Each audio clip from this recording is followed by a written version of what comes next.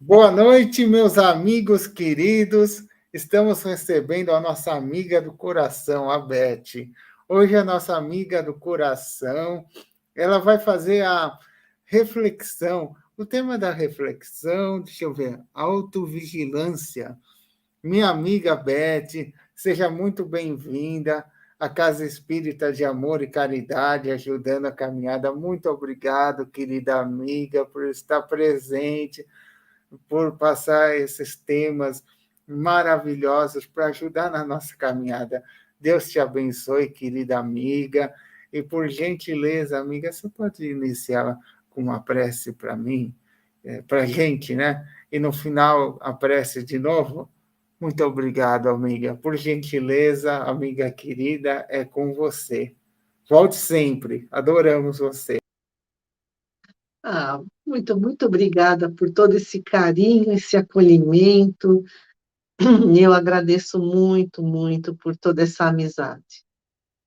Então, vamos pedir ao nosso Pai Criador, ao nosso grande Mestre Jesus, aos mentores amigos, aos mentores do SEAC, e como nos disse o Rodrigo, nos ajudem na nossa caminhada, para que possamos aprender os ensinamentos da Boa Nova, da doutrina espírita, e para que possamos colocá-los em prática.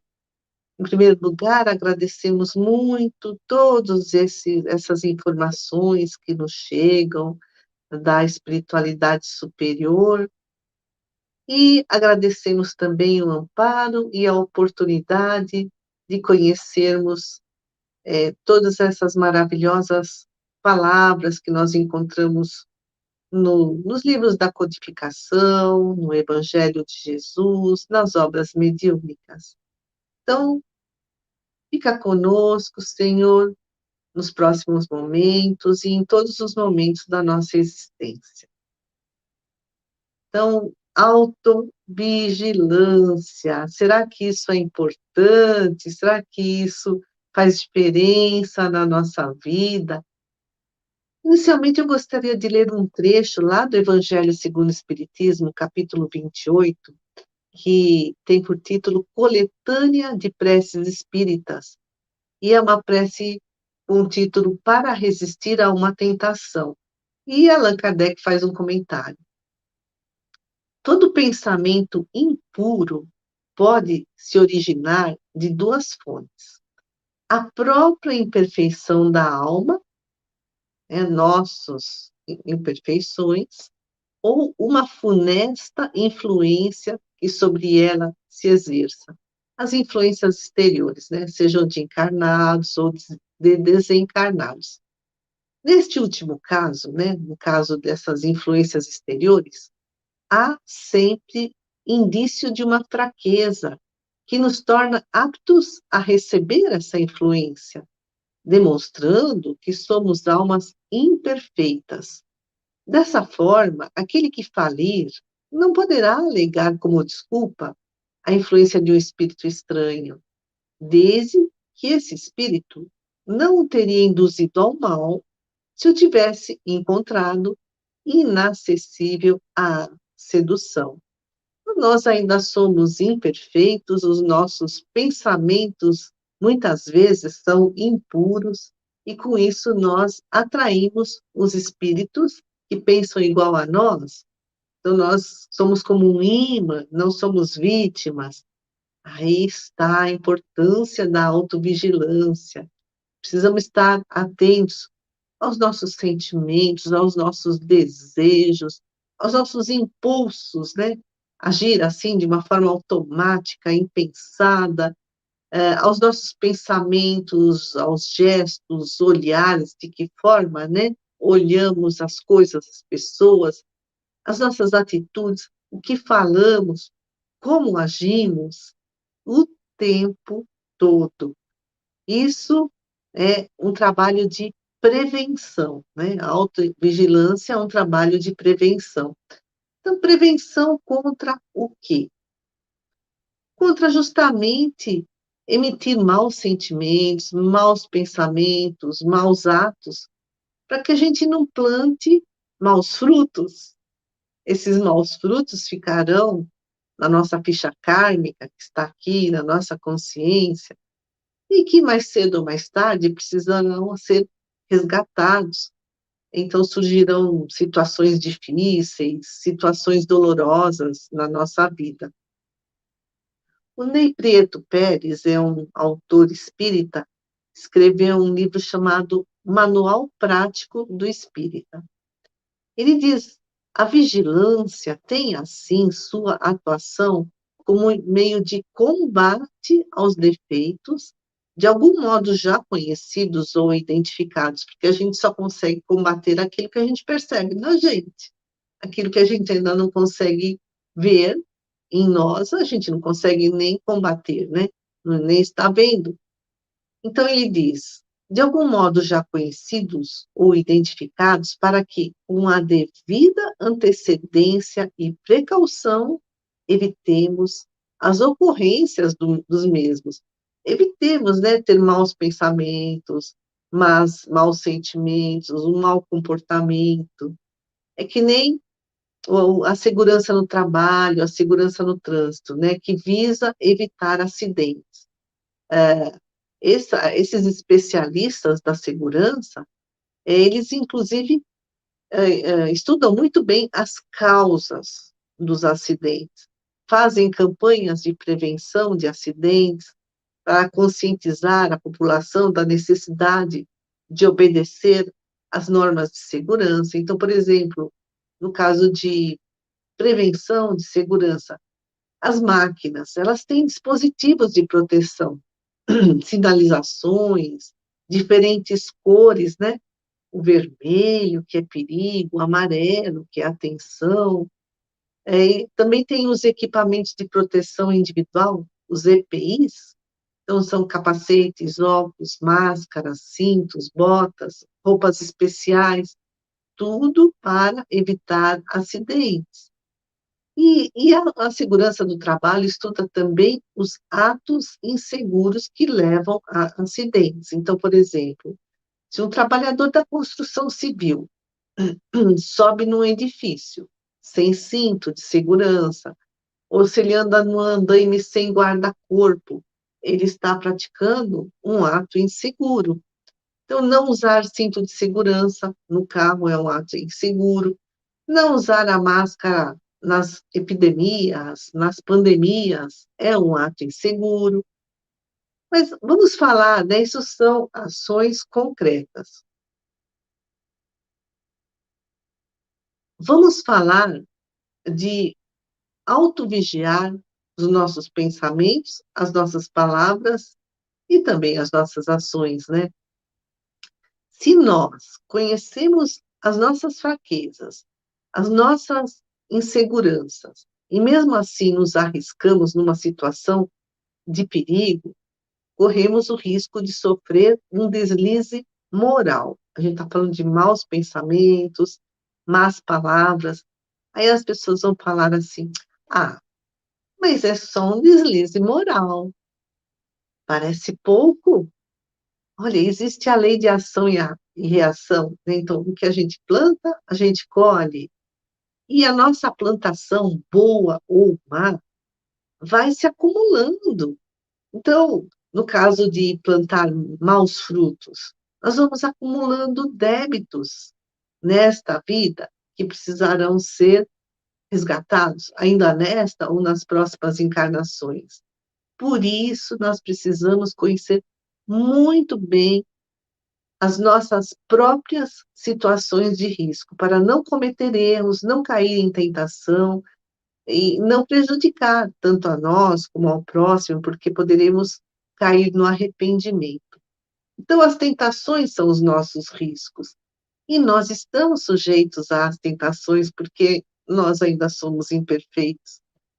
Lógico, temos a proteção espiritual.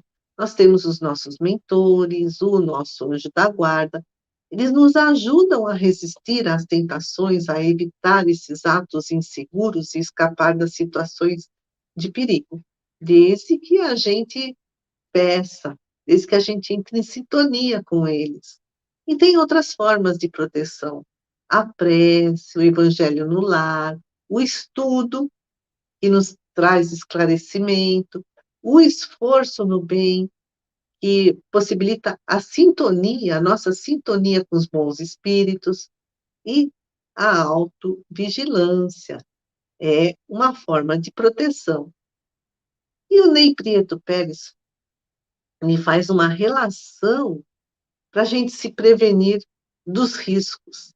Então, ele diz assim: precisamos ser autovigilantes diante das companhias que nos convidam aos vícios, ao vício do fumo, do jogo, do álcool, dos tóxicos.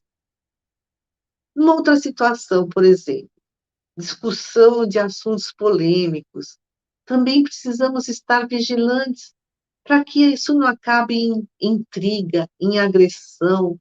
Ocorre muito, né? Quando o tema é futebol, religião, política, onde os ânimos se exaltam e as pessoas se tornam intolerantes porque não aceitam as diferenças de opinião, não aceitam os diferentes pontos de vista. Mas não há duas pessoas iguais. Por isso precisamos respeitar, tolerar, compreender, né, o outro, o ponto de vista do outro. Outro cuidado é com as propagandas, com os filmes, com os livros pornográficos, porque aí nós vamos atrair espíritos afins.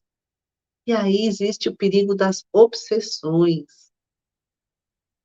O Ney Prieto Pérez também fala para a gente se autovigiar sobre a forma como olhamos o próximo, ou os bens do próximo, com cobiça ou com admiração.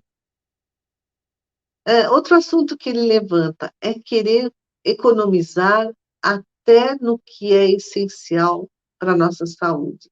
E isso acaba se transformando em avareza. E cuidado com os ressentimentos, com as amarguras, que acaba se transformando em intolerância, em incompreensão. Diz ele, muito cuidado, para termos muito cuidado com os comentários, para que eles não se transformem em maledicência, fofoca, fake news.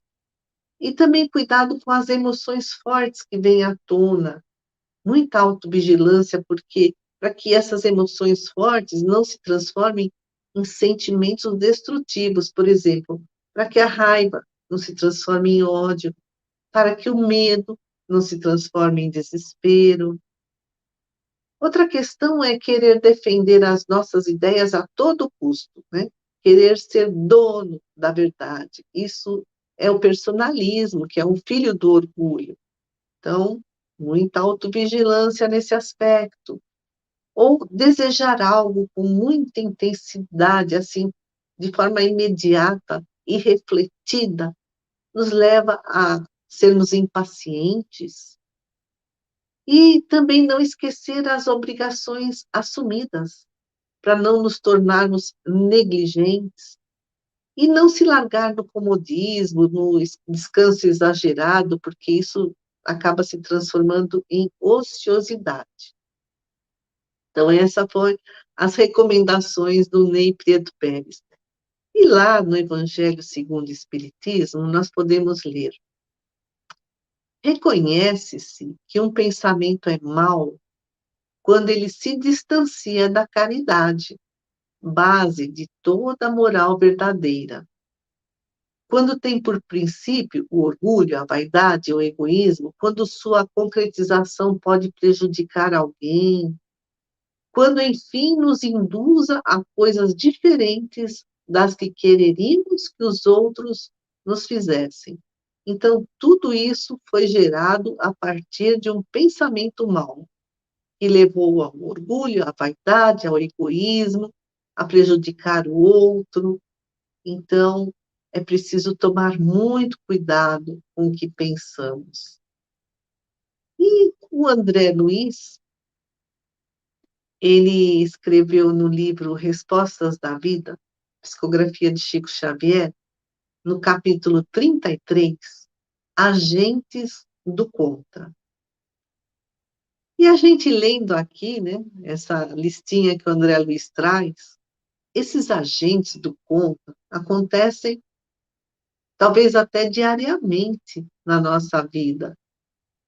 E são formas assim de nos testar a nossa autovigilância.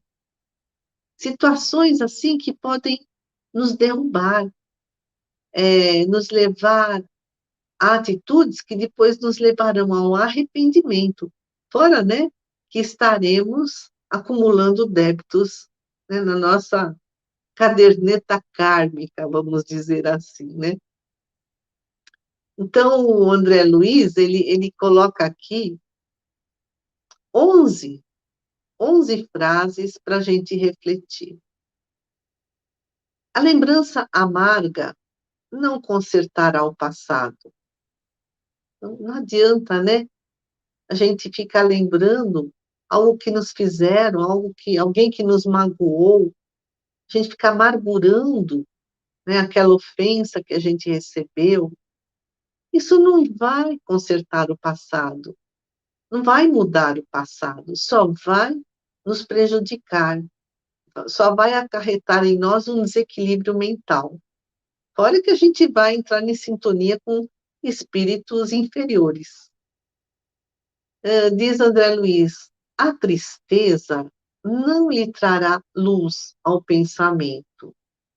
Lógico, há momentos em que ocorrem situações em que a gente fica triste, principalmente nas situações de luto. Luto significa, na psicologia, é qualquer perda. Perda de um ente querido, perda de um emprego, perda de um relacionamento, até perda de R$ 10 na rua. Tudo que é perda na psicologia é considerado luto. Ou a perda da saúde, da nossa própria saúde, e a gente vai ficar triste. Mas existe uma diferença entre essa tristeza que nos leva à interiorização, a tristeza nos torna, assim, acabrunhados, para a gente se voltar para o nosso interior, se conhecer melhor e, diante dessa perda, se adaptar à nova situação, principalmente assim quando há grandes mudanças na vida. Mas há pessoas que cultivam essa tristeza como autopiedade, como vitimismo, sabe? Ficam se lamentando, né, indefinidamente. E essa tristeza não traz luz ao pensamento, quer dizer, a pessoa perde até a lucidez, até assim, a racionalidade de fazer boas escolhas. Terceiro, o desânimo não tem condições de prestar auxílio. Então, novamente, o desânimo, né? A gente está frustrado por alguma coisa que aconteceu de errado, ou por alguma coisa que a gente esperava muito e não aconteceu, ou com nossas próprias capacidades que achávamos que conseguiríamos e não conseguimos. Então, o desânimo não vai nos auxiliar nunca. Aliás, vai só nos prejudicar, vai só nos derrubar ainda mais, vai nos deixar caídos no chão. Então, como vencer o desânimo? Eu estou desanimada porque aconteceu algo, né, que eu não esperava. Então, é buscar um apoio social junto aos amigos, é fazer uma prece, pedir ajuda para os nossos mentores, ler um livro edificante, fazer um trabalho voluntário, ajudar alguém. Aí a gente se sente útil e vê que tem pessoas em situações muito mais difíceis que a nossa. E seguindo, o azedume não pacifica o mundo íntimo. Não adianta a gente ficar, né, assim, azedume, sabe a pessoa azeda, cara fechada, cara amarrada, mal-humorada. Então, isso não vai trazer paz interior. A revolta não lhe fará ver o caminho justo. Então, se a gente entra na revolta, por que a gente entra na revolta? Porque não aceita a realidade, porque a gente quer controlar tudo no mundo e a gente não consegue controlar tudo. A gente controla um pedacinho, né? dessa realidade. E aí, quando a gente vê que não é tão onipotente assim, tão poderoso, e as coisas não aconteceram como a gente esperava, e a gente se revolta, essa revolta não nos fará ver o caminho justo. A gente perde até a serenidade, a racionalidade, a lucidez para escolher um caminho bom. Às vezes a gente comete mais erros, mais equívocos porque está revoltado. A crítica é fator de mais solidão. Então, se a gente ficar só criticando, né? Cada pessoa que eu encontro na rede social ou pessoalmente, eu só critico. Eu critico um, critico o outro, critico os acontecimentos.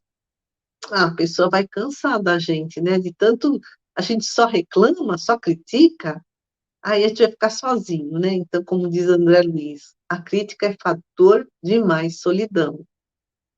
A irritação é a companheira do fracasso. Imagina, né? Uma pessoa irritada, né? Uma pessoa agressiva, que desconta nos outros. Puxa vida, né? Como ela vai conseguir sucesso nos seus empreendimentos se ela está gastando energia assim de uma forma tão prejudicial? A intolerância afasta a simpatia. Então, se eu não tolero o que o outro fala, eu não tolero a forma como ele age, a forma como ele pensa, a forma como ele se veste, com certeza, se havia simpatia, vai se transformar numa antipatia. A intolerância afasta a simpatia. O ressentimento é veneno em você mesmo, sabe? A gente está magoado, ressentido, melindrado. Isso é um veneno que a gente é, alimenta e que prejudica a nossa alma e que até pode nos adoecer mentalmente, fisicamente. A condenação é treva que se espalha. Então, novamente, a crítica, né? Nós falamos da pessoa crítica, a pessoa irritada, a condenação também. Então, se eu estou sempre condenando a tudo e a todos, eu estou espalhando treva. Eu não estou ajudando em nada. E a última frase de André Luiz.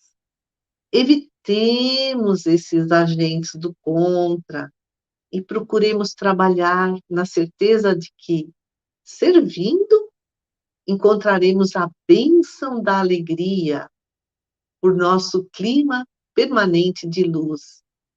Então, como evitar, né, esses agentes do contra? É sendo autovigilantes. Olha a importância da autovigilância para o nosso bem-estar, para a nossa felicidade. Então, eu gostaria de elevar o pensamento ao mais alto, agradecer ao André Luiz, ao Chico Xavier, que nos trouxeram ensinamentos tão valiosos nesses livros psicografados. Agradecer também aos amigos que aqui se encontram, à diretoria do SEAC, que nos dá a oportunidade de trazer as palavras do Cristo, de espalhar a luz para nós, em primeiro lugar, e pedimos que Deus, que Jesus, que os espíritos benfeitores, o mentor Antônio, nos protejam, nos amparem, nos inspirem, a nós e aos nossos familiares. Se conosco, amigos queridos, amigos do bem, hoje e sempre. Obrigada, que a paz do Cristo esteja sempre em nossos corações e em nossos lares.